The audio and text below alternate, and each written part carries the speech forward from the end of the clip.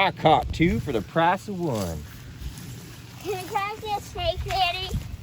Can I see the snake? Uh-oh. Hey everyone, welcome back to the range ammunition test today.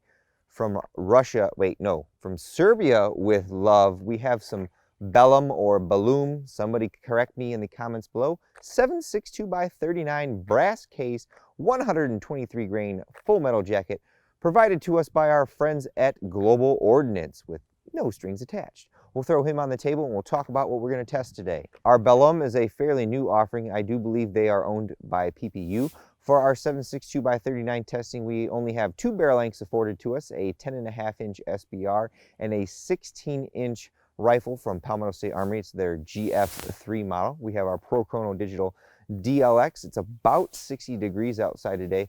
We'll check this across both barrel lengths for our velocity. I know Mr. Guns & Gear got really good velocity out of his 16-inch. And then we'll do a practical accuracy and see how well this does.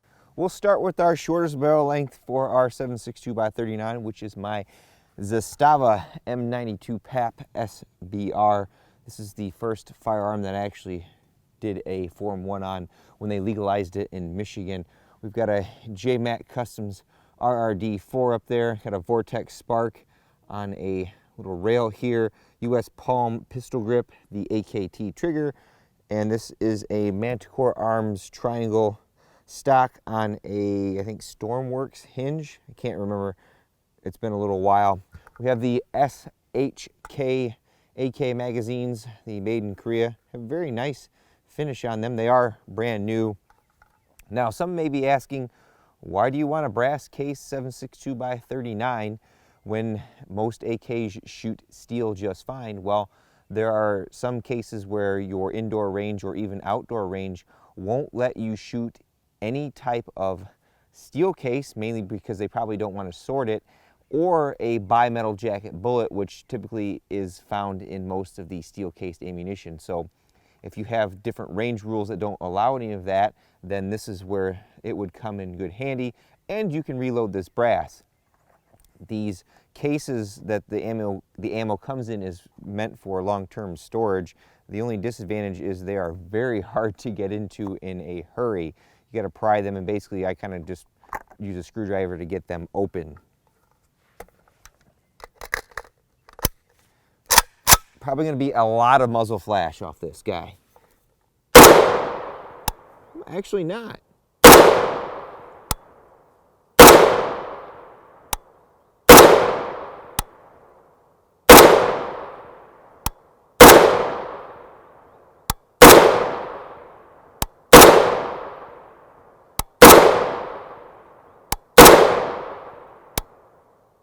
That's it. Wow, I was expecting a lot more muzzle flash, which is pretty typical with a lot of the 7.62x39 loadings, but they must be using a good flash suppressant in this load that even, you know, it's partly cloudy, so you should be able to see that flash pretty well, and I didn't see any. Let me know in the comments below if you happen to detect any. And now our 16-inch, this is a Palmetto State Armory AK-47 GF3, got a RRD4 up front from JMAC Customs, got a no-name side scope mount on there, Trijicon MRO, have the Magpul furniture, AKT trigger, very nice setup. This is the same rifle that I ran the 3,000 round torture test to, so we're continually adding to it bit by bit.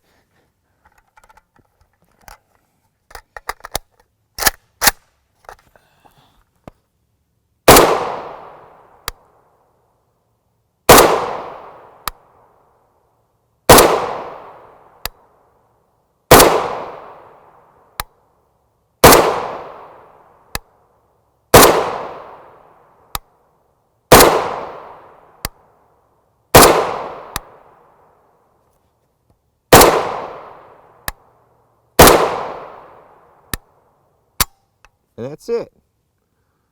Not too bad, but I think we've actually seen a little bit faster velocity from our steel case Wolf or Tula alternatives.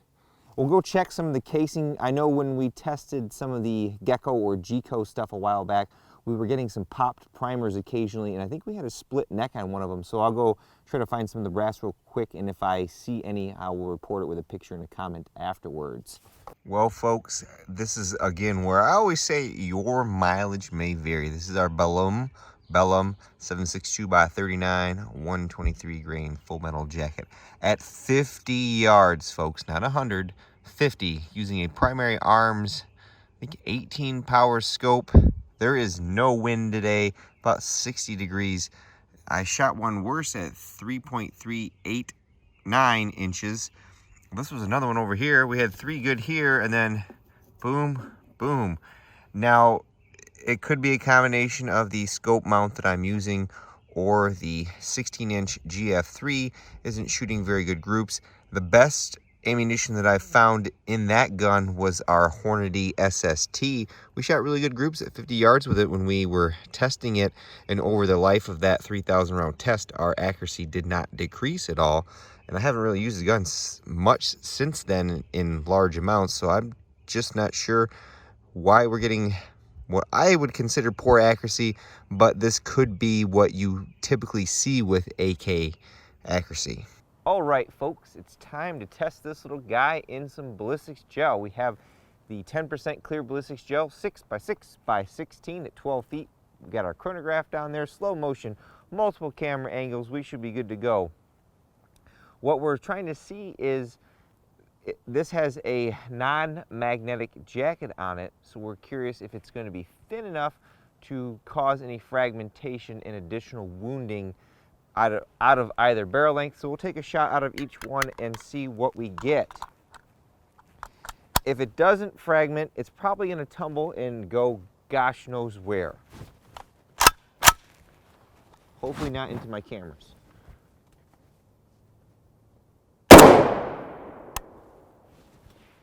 Velocity ring off that. All right, and now our 16-inch. I do not have an optic on here. I threw my MRO on here. Talk about height over bore, but I actually went down and checked it, and it shoots spot on, or at least I hope it does.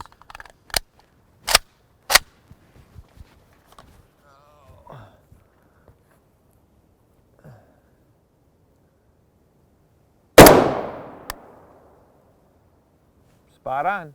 Let's go see what we did.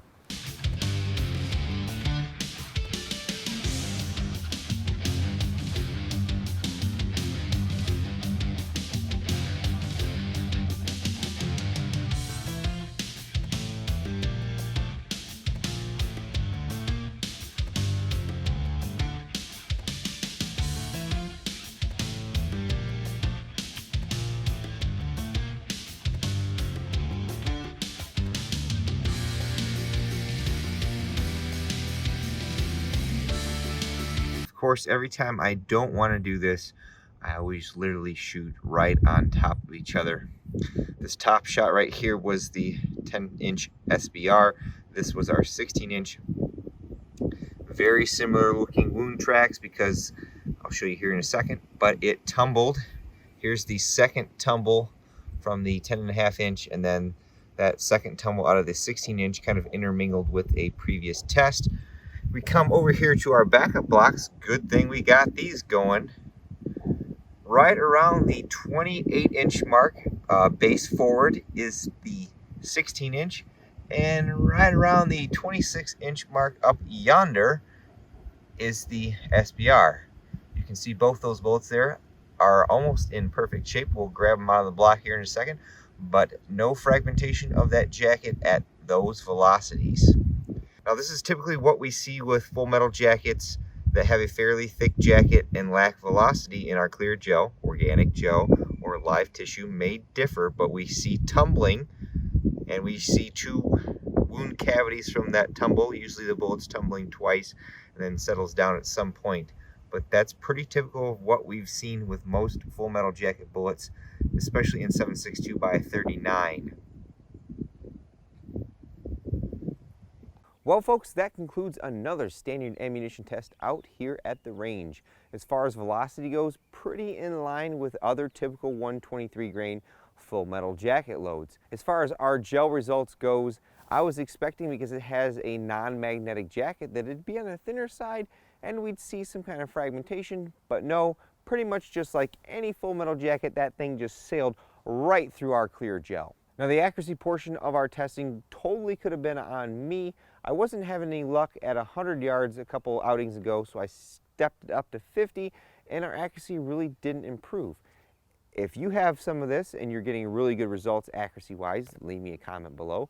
Or if you have a Palmetto State Armory GF3 and you have a load that shoots really good, also let me know in the comments below so we can further discuss why this wasn't getting great accuracy. I will say one thing on our Belom 7.62x39mm and even the 9mm I've tested, this packaging is not fun to get into. I typically find myself grabbing a screwdriver and prying it apart to get the ammunition out of, or I kind of toss it on the bench though. But that could come in handy for long-term storage. As we shut down and reboot, I always take a moment at the end of our videos to thank all those who help make this possible. Number one is our Patreon supporters. Number two is Global Ordnance for having this new ammunition for us to test so we can get data to you guys. And of course, number three is you all for watching. Until next time, I'll catch you at the range.